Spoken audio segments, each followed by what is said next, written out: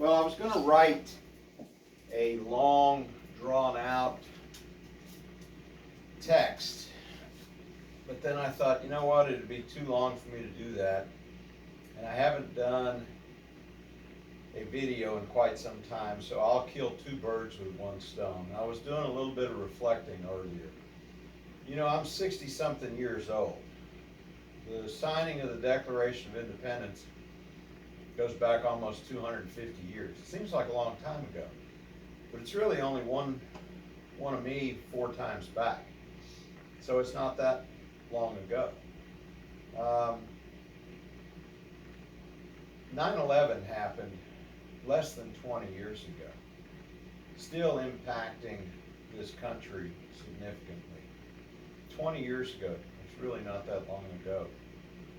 9 years before I was born, they were still gassing Jews by the millions just because that was their religion. Our world is really suffering from a lot of apathy. The compassion and empathy have decreased to the point where it's nauseating. We're in the middle of a pandemic. We're in the middle of racial unrest. We have a lot of problems in this country. Those of you who are not compassionate and not empathetic with the plight of people of color are either naive or you just don't want to know about it. I can tell you this, back to what we were saying earlier, that it's just not that long ago. When I got out of high school, it was less than 50 years ago. They had black high schools, they had white high schools. That's basically it. You lived in the black neighborhood, you went to a black high school. If you're in a white neighborhood, you went to a white high school. Guess what? Do you think those high schools were equivalent in their education? Do you think they had the same level of instructors? Do you think they had the same resources? Do you think their buildings were the same? Do you think anything was the same? I can assure you it wasn't. The things that were important, the quality, the parents wanted their kids to be educated, but people weren't concerned that had any power about the completeness and the standard of the educational system in the black high schools. They were not equivalent. So how much impact does that have? What goes forward?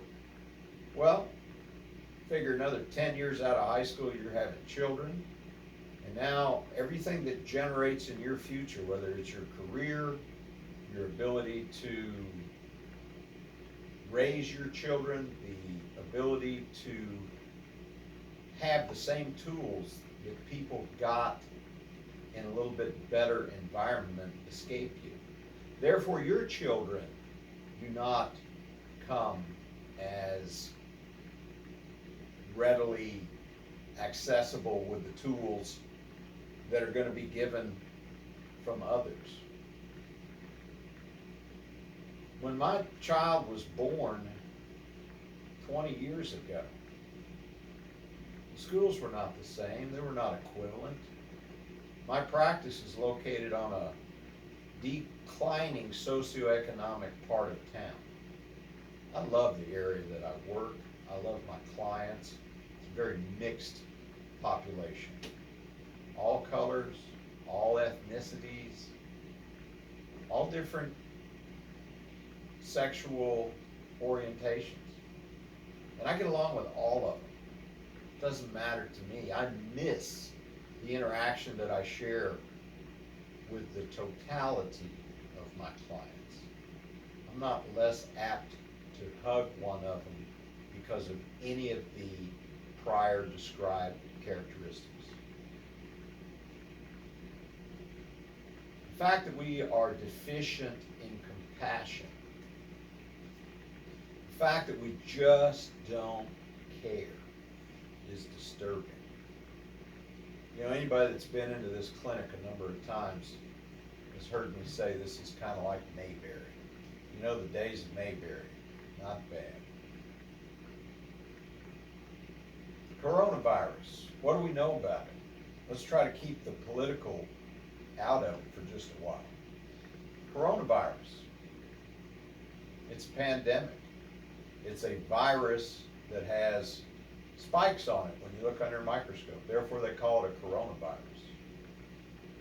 Highly contagious, wouldn't you say? It's been all across the world, and it didn't take but a month or two to have that happen. Back when I was in college, when I was getting educated after high school, after I had all the tools that were given to me, I had to enter professional school. There had to be an acceptance. I had to make a particular level of academic achievement in order to get in there. What do you think my chances would have been had I not been able to go to an accredited school like I was when I was growing up? Probably wouldn't have been very good. When I was in my veterinary training, one of the things that, the predominant thing we talked about was about all the ranchers, all the people that had things from cattle, sheep, goats, people that had chickens. So the primary focus was what happens if the farmer's herd gets a devastating disease? What do we do? Well, the first thing that you do is you test each animal. You find out who potentially has this issue that can affect the entire herd and cause this farmer economic devastation. The next thing you do is if you test these animals and you find out they're positive, then you isolate them. So basically what you're doing is you're isolating them from the herd. And then the last thing you do, if it's a very significant, dire issue, you quarantine the herd. What does that mean? That means no animals come onto that property and none of those animals leave that property, none of those animals get shipped to market, none of them go to the sale barn. And why is that? Because they can infect other animals. So the whole medical process, test, isolate, worst case scenario, quarantine. What is this coronavirus? Novel coronavirus. What does that novel mean? The novel means it's the first time that people have ever been affected. There's no immunity. You know, as a veterinarian and as my peers and I have talked about on numerous occasions, we've dealt with viruses our entire educational career, our entire practice career.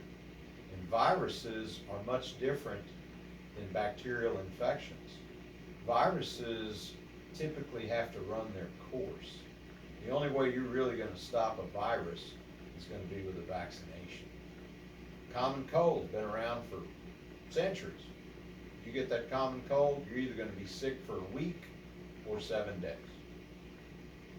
The flu's going to run its course. You can get to the doctor early, get you some Tamiflu, and make it 2 or 3 days less, but it's going to run its course. So we don't really have a lot of treatments for viruses. Most of the infectious diseases that we see in the veterinary field are going to be viruses. Cats, feline infectious peritonitis, virus. Cats, feline leukemia, a virus. Cats, feline immunodeficiency virus. Dogs, rabies. Cats, rabies. Viruses. What kind of viruses? Well, they're rhabdoviruses, but more importantly, they're of zoonotic nature. That means they're transmissible from animals to people. Zoonoses. I got out of school in 1979. In April of 1980, I can tell you the month and the year. Parvovirus hit the map in Texas. Parvovirus was a novel virus, meaning dogs had never been affected with it before. Guess what? We were seeing in a very small practice 60 patients a day. We were trying everything to get those animals better. Our treatments got better with time, kind of like what's going on here with the coronavirus. We were seeing dogs that were vomiting, diarrhea, bleeding to death. We tried cross protection by using cat vaccines to see if we could get any response. We changed our treatments. We started running intravenous fluids. We started using pain medications because we found that these animals were in a lot of pain. They would go into shock and then they would die. And so then we used medicines that coated the lining of the gut. We used dexamethasone, steroids, in animals that were going shocky from circulatory collapse. It was all symptomatic supportive care. That was 40 years ago. That virus was transmitted much the same way as coronavirus. It was transmitted by direct contact, and it was transmitted by indirect contact. Direct, person to person, animal to animal. Indirect, being where another person has been, being where another animal has been. So these dogs that were coming down with parvovirus, this virus was much different than all the other viruses. It wasn't easily destroyed, and it was highly contagious. And you had the mailmen were actually tracking the virus down the street on the bottom of their shoes. Automobile tires carrying the virus down the street. Fortunately, about a year or so later, we came out with a parvo vaccine. Guess what? Worked really, really well. Guess what else? 40 years later, we're still vaccinating for parvo. 40 years later, it's still the most likely virus that we're going to see in dogs.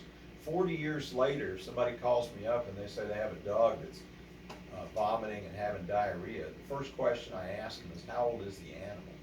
And then if their response is, oh, he's 10 weeks, or he's 3 months, or he's 6 months, the next question, has he been vaccinated? And usually not. So as a veterinarian, as somebody that's been around medicine, as somebody that understands viruses, as somebody that understands direct transmission, indirect transmission, as somebody that understands the immune system, this parvo and this corona are similar in that they're both novel viruses that there's no inherent immunity, and we're still learning about it. Just recently, within the last 2 or 3 weeks, they've come out and said they think this coronavirus is more of a vascular virus. Makes a lot of sense. It attacks the vascular system, the blood system. It attacks the endothelial lining of the blood vessel, which causes inflammation, which causes clot formation, which causes strokes. People with high blood pressure are more susceptible to coronavirus. There's a lot of physicians that specialize in things like hands, endocrinology, OB-GYNs, urology. The physicians are highly specialized. Back when we were going to school, we were learning all about physiology, and one of the things about physiology is that there's a Renin-Angiotensin blood pressure mechanism where you get angiotensin 1 converted to angiotensin 2. The significance of that is when you get angiotensin 2, you get an increase in blood pressure. And as a result of that, to get from angiotensin 1 to angiotensin 2, you have to have angiotensin converting enzyme, which they abbreviate as ACE. A lot of you may know people on blood pressure medicines that are called ACE inhibitors. That's why. There's also angiotensin converting enzyme 2, which in turn will take that angiotensin 2 causing that high blood pressure and convert it back down to angiotensin 1.7, where it basically reverses the process. Now in people, angiotensin converting enzyme 2, or ACE2, is a good thing. If you're deficient in ACE2 as you get older, you're likely to have cognitive decline. if you're deficient in ACE2, you're likely to get amyloid laid down across your nervous system, which leads to Alzheimer's. So what's the problem? Coronavirus enters the cell using the ACE2 receptor, which is much higher in activity in people that have high blood pressure. Well, how many people have high blood pressure? Only about half of the adult population. So when people that are unfamiliar with medicine go around touting their, oh, I take B vitamins, or I take zinc, or I take whatever it is, do you really think that that's going to change how that virus enters the cell? So the highest level of ACE2 is in the lungs. That's why the coronavirus a lot of times hits the lungs first. Lots of ACE2 in the intestines. A lot of people may have diarrhea. Lots of ACE2 in the kidneys. 25% in the ICU have kidney failure. Lots of ACE2 in the brain. You can get strokes from the inflammation and the clot formation. So what does it take on your part to do your part to try to minimize the potential of this disease? Well, wearing a mask would be good. I wear a mask, and I wear a mask when I go to the store. Now, there's different kinds of masks. There's cloth masks that really don't do a whole lot to prevent you from catching the virus. I'm fortunate I have the surgery masks that I use here at the clinic, which are a little bit more effective in keeping the virus from entering into my system. However, I can still catch the virus through my eyes through the conjunctiva. Let's look at it this way. If I'm wearing a cloth mask, even though it may not keep me from getting it, it's going to keep me from giving it out. If you're wearing a cloth mask, it may not keep you from getting it, but it's going to keep you from giving it out.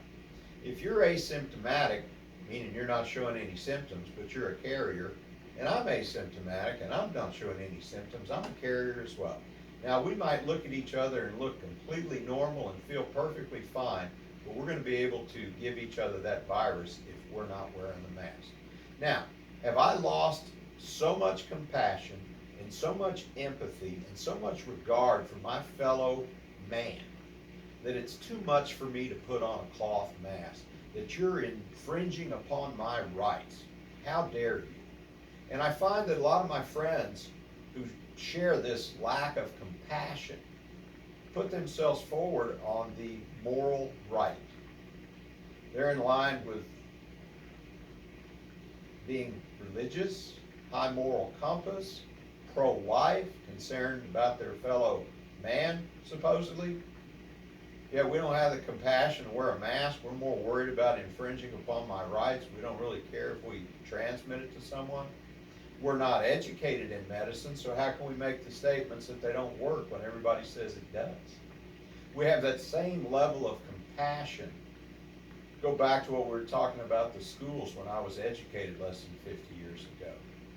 I've got a lot of friends, clients, neighbors that are black. Guess what? When I get pulled over by a traffic cop for a traffic violation, I'm unhappy. It's an ordinary event. Doesn't happen all the time, but it's not something that's unheard of. My feelings and my emotions and my concern pale in comparison to what my friends of color experience. They're totally concerned about what's going to happen. And I can say this, I love the Fort Worth Police Department. They're as good as any police department I've ever seen in my life. The women, the men, friendly as they can be, not out to just pull people over, but you're going to get bad apples whether it be in a police department, whether it be in a veterinary profession, medical profession, politics. Nobody's sitting in the mainstream wanting to get rid of the entire police department. My friends on the right, they want to come up with these big conspiracies that we want to get rid of the entire police department. That's not what we're saying. My friends on the right have a problem when somebody says Black Lives Matter. They take that really personally, like only Black Lives Matter. It's not what anybody's saying. Hey, all lives matter. Black lives are the ones that are having the inequality here. This has been going on for a long time. It just needs to be addressed. This pandemic is real. the potential for death is out there. There are 120,000 dead people as of today, closer to 121,000, just in this country alone, that weren't dead 3 months ago. This is in addition to texting while driving, swimming pool drownings, and all those other things that get thrown in there to try to minimize what's going on. These are the same people with their strong moral compass that are ready to dismiss these numbers as not being important.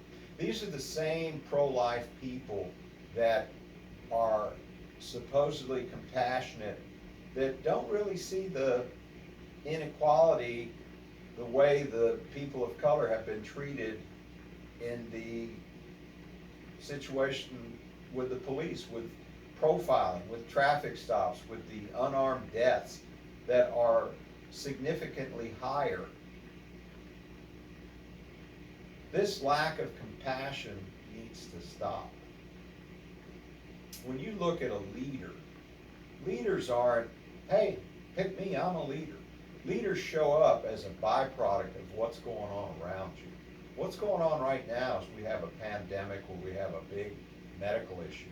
What's going on around right now is we have a lot of racial issues that are coming to the forefront that needed to come to the forefront. Interesting, if the virus is contagious, which it is, don't you think that these people of color, and let's put it this way, the protests are multiracial, white, black, Latino, Asian, because it's a problem that affects all of us. So if people feel strongly enough and compassionate enough about what's going on, that they want to protest in the midst of a pandemic, does that not make a statement to you about how important it is? It does to me. It tells me that that is really bothersome and integral in that individual's life, that they want to do something to try to right that wrong. Instead of my friends on the right understanding, respecting, and being compassionate, what do? They make crazy memes about how somehow the virus isn't important during the times of racial protest. Why do you think we're seeing a spike right now? You do think we're seeing a spike. I know my friends on the right will dismiss that. Of course, the fact that you're getting these results from the Department of Health, not CNN, not Fox, I would think they would be fairly accurate. If you look, Memorial Day, a lot of people went out, they went to the lake, the restrictions were being relaxed. So if you take a week or 10 days to start having symptoms and you want to get a test, which is still not easy to do, then it takes you another week to get a test, then it takes you another 3 or 4 days to get the test results back. Guess what? Right about now is when those results are coming back over the last 4 or 5 days. And then if you throw in the protests, they're going to go up too. So in the last 5 or 6 days here in Texas, we've set the record on hospitalizations and new cases. It's not a surprise. This is real. We have no idea what's going to happen in October, if it's going to come back with a vengeance. But what I'm looking for now is I'm looking for some leadership. I'm looking for somebody that's going to try to connect. I'm looking for somebody that is not a bully. I'm looking for somebody that's not going to mislead. We've had how many studies in hydroxychloroquine, and my friends on the right, well, it works. It's a conspiracy that we're just trying to keep people from using that. Your president, he's taking it even though the doctors say it doesn't work. So instead of having somebody address the country and try to unite the country, we're getting outrageous tweets. We're getting someone that wants to take credit for making Juneteenth famous. Interesting. Juneteenth is a state holiday in Texas. We're very familiar with Juneteenth in the South. The fact that your president's never heard of it, somehow he's making it famous. I'm trying to say we need compassion in this country. We need empathy in this country. We need to understand that while you may not be experiencing the racial discrimination or the systemic racism, other people are. While you might be fairly healthy and not know anyone that's died of coronavirus, other people do. While you may be 20, 30, 40, and less likely to get symptoms, other people like me are in their 60s. There's people older than me that are still very active and an important part of society. Where's our concern for them? How difficult is it to put on a mask? And now I got people that I'm watching, they're posting about social distancing doesn't work, we shouldn't do it, there's conspiracies, it's a plan, on and on and on. No compassion, no empathy. That's basically it.